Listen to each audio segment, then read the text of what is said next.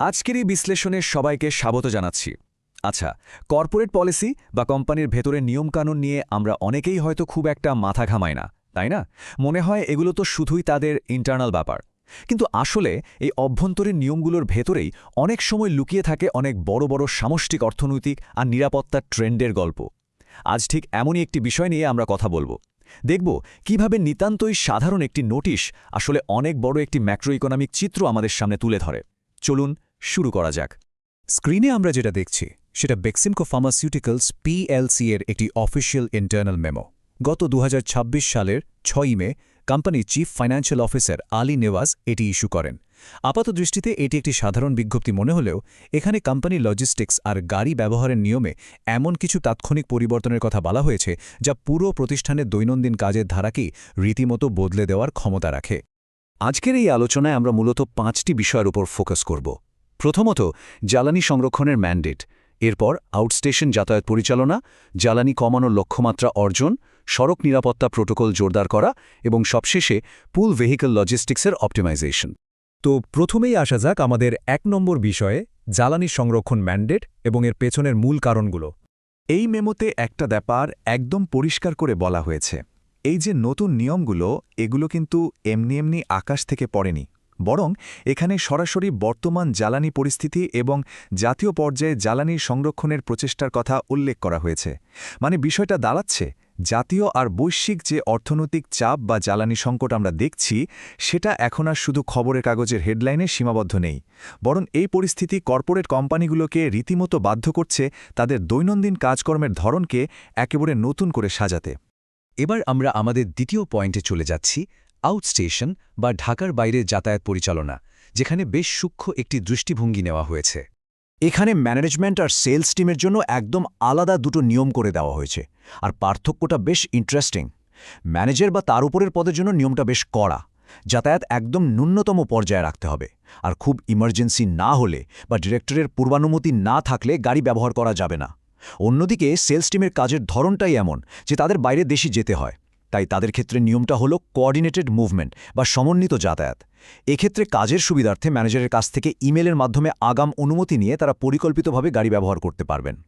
এর পরের বিষয়টি হল ৩ নম্বর সেকশন, জ্বালানি কমানোর লক্ষ্যমাত্রা অর্জন এবং এর পেছনের সুনির্দিষ্ট মেট্রিক্স।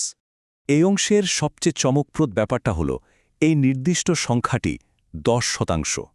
মেমোতে একদম কাটায় কাটায় বলা হয়েছে গত ৩ মাসের গড় মাইলেজের হিসাব টেনে গাড়ি ব্যবহারের পরিমাণ যেন অন্তত ১০% কমিয়ে আনা হয়। খেয়াল করুন, এটা কিন্তু শুধু বাতাসে বলা কোনো কথা নয়, বরং কর্মীদের জন্য বেঁধে দেওয়া একেবারে নিখুঁত আর পরিমাপযোগ্য একটা টার্গেট। এখন কথা হলো, এই ১০% কমানোর টার্গেট তো দেয়া হলো, কিন্তু সেটা অর্জন করা হবে কিভাবে? এর জন্য কিছু প্র্যাকটিক্যাল পদক্ষেপের কথা বলা হয়েছে, যেমন সবাইকে যার যার মাসিক মাইলেজ লিমিটের ভেতর কঠোরভাবে থাকতে হবে। শুধু তাই নয়, চালকদের ওপরও নজর রাখতে হবে যাতে তারা নিয়ম মেনে গাড়ি চালান। আর সবচেয়ে গুরুত্বপূর্ণ, প্রতি লিটারে কত কিলোমিটার বা কেপিএলের দিকে কড়া নজর রেখে জ্বালানির সর্বোচ্চ দক্ষতা নিশ্চিত করতে হবে। মানে ছোট ছোট এই সচেতনতাগুলোই যে দিন শেষে বড় ইম্প্যাক্ট ফেলবে, সেটাই এখানে বোঝানো হয়েছে। এবার চলুন আমাদের চতুর্থ সেকশনে যাওয়া যাক, সড়ক নিরাপত্তা প্রোটোকল জোরদার করা এবং দুর্ঘটনার ব্যাপারে কোম্পানির প্রতিক্রিয়া। এই মেমোতে শুধু টাকা বা জ্বালানি বাঁচানোর কথাই বলা হয়নি, এখানে বেশ চিন্তার একটা বিষয় উঠে এসেছে।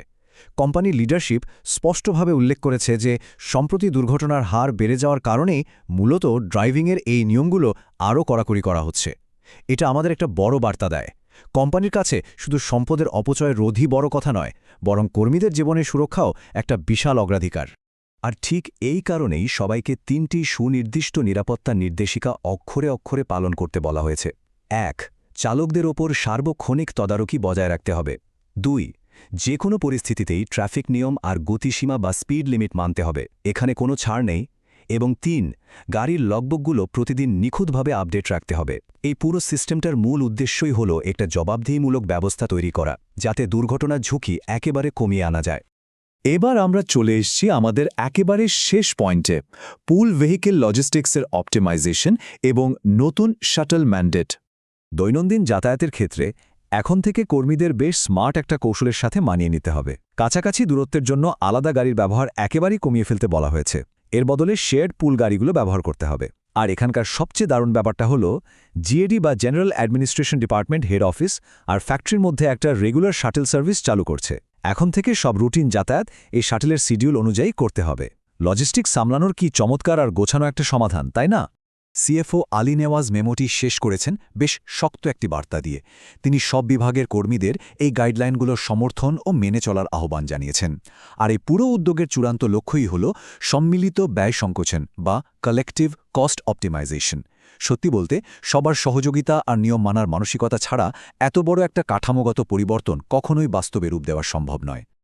আমাদের আজকের এই বিশ্লেষণ এখানেই শেষ হচ্ছে, তবে যাওয়ার আগে একটা ভাবনার বিষয় রেখে যেতে চাই।